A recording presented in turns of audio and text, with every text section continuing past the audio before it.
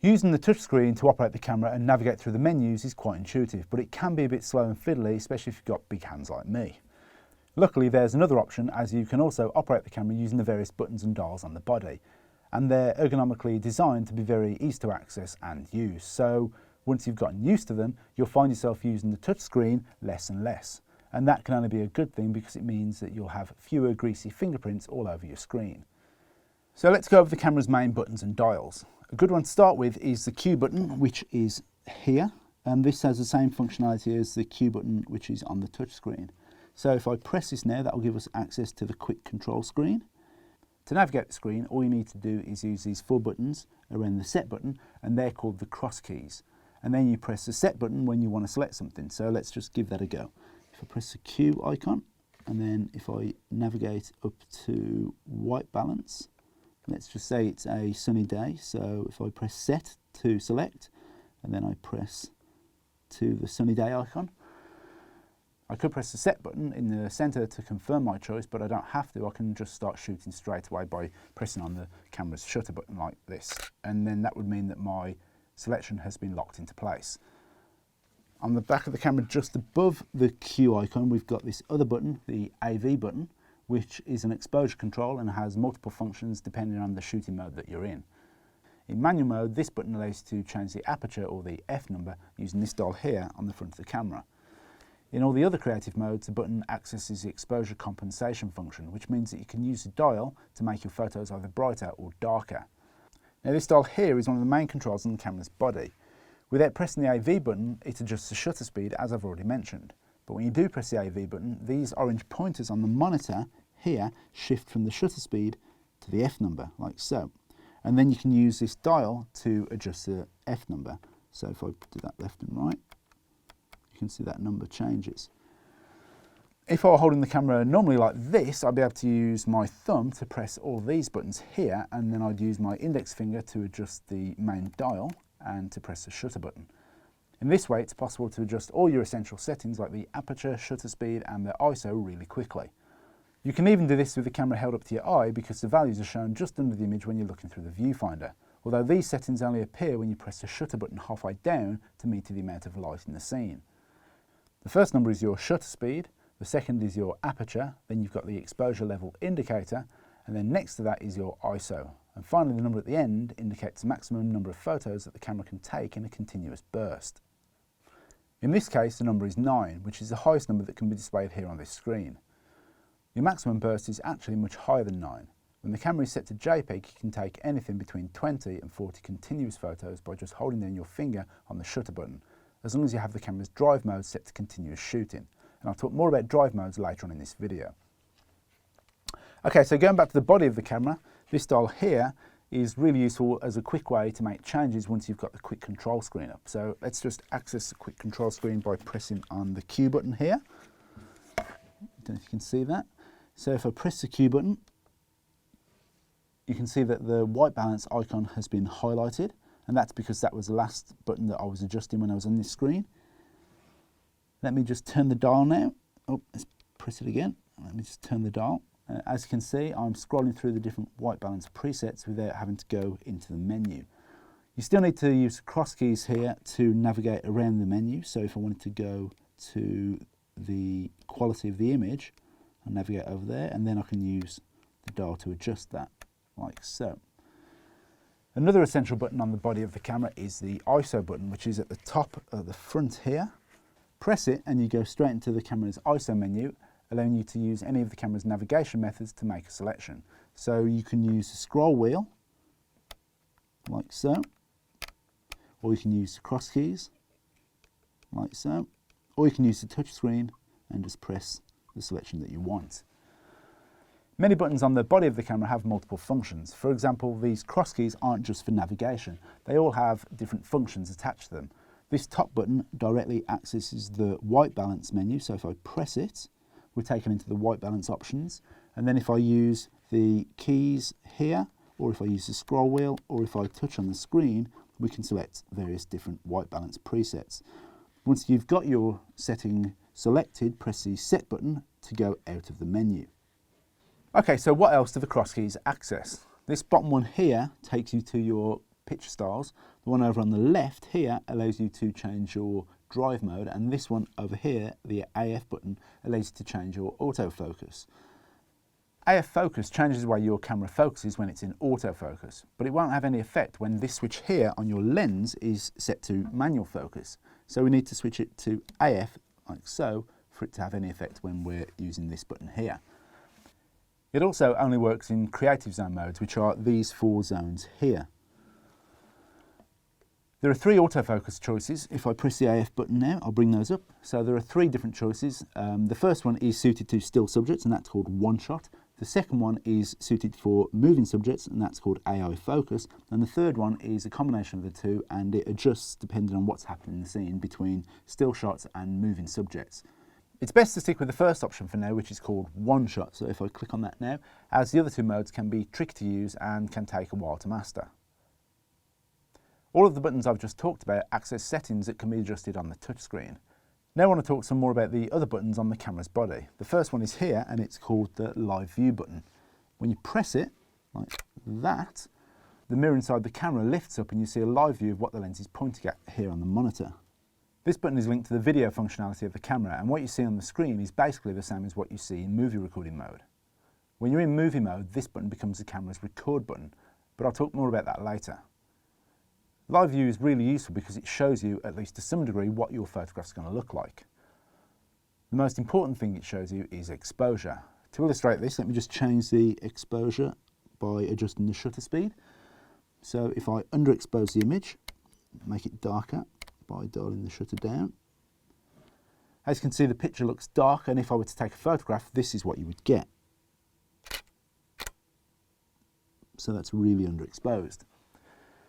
You can also see the results of changing your white balance, your ISO and your picture style. None of these things are visible when you look through the viewfinder, which means it's really easy to make mistakes unless you know what you're doing. So using live view can really help you out when you're starting out. Of course, there are downsides too.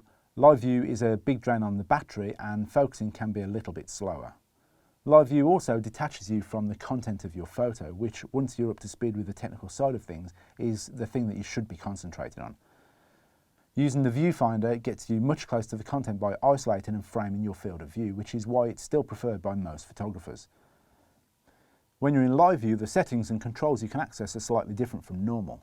To illustrate, let's switch back to auto, as it's a little easier to explain. So if I switch the dial to auto, if we press the quick control button now, like so, you can see that we've got more than just the drive modes to play with. We can also access image quality, which is over here. And on the other side of the screen, we've got the Creative Filters menu, which is this icon here. Creative Filters give you the option to add artistic styles to your images, such as grainy black and white or fisheye. Once applied, you can't remove these filters, so I'd recommend you steer clear of them here. If you do want to apply these looks, then you can apply them during playback, which I'll come to later. Because live view utilises the touchscreen, autofocus works in a slightly different way, which is why the quick control menu also has this extra option up here at the top. So if I press Q, and there it is there. This is autofocus method. The default is the first option, which is this one here. The camera decides how you focus depending on what's in your shot. These white lines mark the area that the camera will analyse to achieve focus. And if there's a face in the shot, it'll pick that up. Using this autofocus method, you can also select a focus point by tapping on the touchscreen. The camera will track the point you've selected if it moves in the shot, and you can move the box around using the touchscreen or the cross keys. When you press the shutter button down halfway, the box around the point will focus and turn green, and the camera will beep to tell you that the focus has been achieved. It will turn orange if it can't achieve a focus. Let's turn to the second autofocus method now. So if I press the quick access button and then select the second one, which is called FlexiZone Multi. This tells the camera to focus on multiple points within the area marked by these white lines. You can narrow the focus by tapping the touchscreen or by pressing the set button. Now you can move this box around the screen to concentrate on different areas. When you press the shutter button down halfway, the points in focus will show up as small green squares. Unfortunately, in this mode, the focus point won't track the subject it's locked onto. The third method, which is here, reduces the focus to just one of these small squares. By default, it's located in the centre, but you can move it around anywhere on the screen using the cross keys. As with the previous method, the camera isn't able to track the subject. Then there's the last option, autofocus quick, which I'll just quickly go to. It's that fourth one there. Autofocus in live view takes a little bit longer than it does when you're using the viewfinder. This option uses the same autofocus method used in the standard viewfinder shooting, which makes it faster. But it's quite disturbing to use because it's noisy and the live view image gets turned off for a second while the camera refocuses. Of all these options, I'd say that the best one is the first one, so let's select that.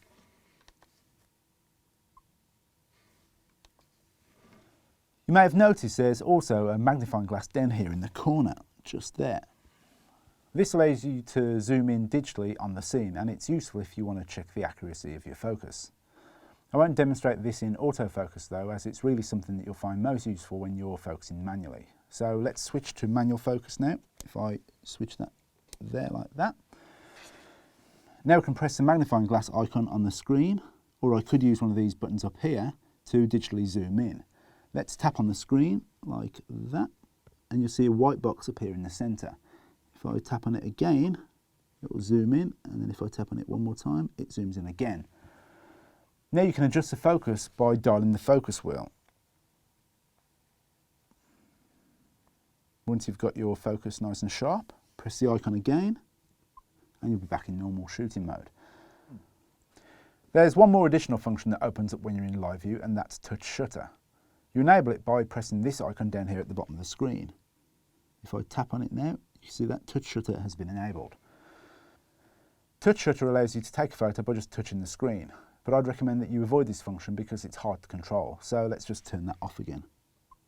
There you go, that's disabled. There are a few things your camera won't show you about your photo when you're in live view mode. One of these is depth of field. We've already mentioned depth of field. It refers to the area of the scene which appears to be focused in relation to the area that appears out of focus. So if you have a look at this photo, you'll notice that the foreground is in focus and much of the background is very blurry. This photo has a shallow depth of field. In comparison, this photo has a deep depth of field. As you can see, it's less blurry and more of the background now appears in focus. Depth of field is affected by how much you've zoomed in and the size of your aperture, or f number. If you want to see what you're going to get, then you can press this little button here at the front of the camera whilst looking through the camera's viewfinder. So that's the live view button. Another important button on the body of the camera is this one here, info. This changes the amount of information that you can see in the viewfinder. You can scroll through the various information screens, whatever you're doing with the camera, whether you're in live view mode like we are now, or using the viewfinder in movie shooting mode or in playback mode. To show how this works, let me just switch to manual because we can see more information on the screen in that mode. Okay, so if I press the information button, you can see different screens have different amounts of information about the camera settings. So if I go to that one there, on this one things like white balance and picture style are displayed, and on this one here you can see that there's also a histogram which shows the distribution of brightness in your image, and that's another way that you can make sure that your exposure is okay. This side of the histogram shows how many dark pixels there are, and over on this side it shows how many bright pixels there are. So if I shift the image slightly, you'll see that move. What you want is a good even distribution all the way across the chart, and you want to avoid readings in the extreme ends because that would mean that part of your image is completely black or completely blown out white. Let me just press the button again. We'll go back to our original information screen. There we go. Before we move on, there are two more buttons on the body of the camera that I want to mention quickly. The first one is here at the front, and that's your depth of field button. It allows you to see how much depth of field your photo is going to have, but it only works when you're in one of the creative zone modes. This last button here, it also only works when you're in a creative mode, and that's the flash button. If I were to press it, the flash flips open like so, and if I were to take a photo now, the flash would go off. To turn it off, you just simply press it down and click it into place.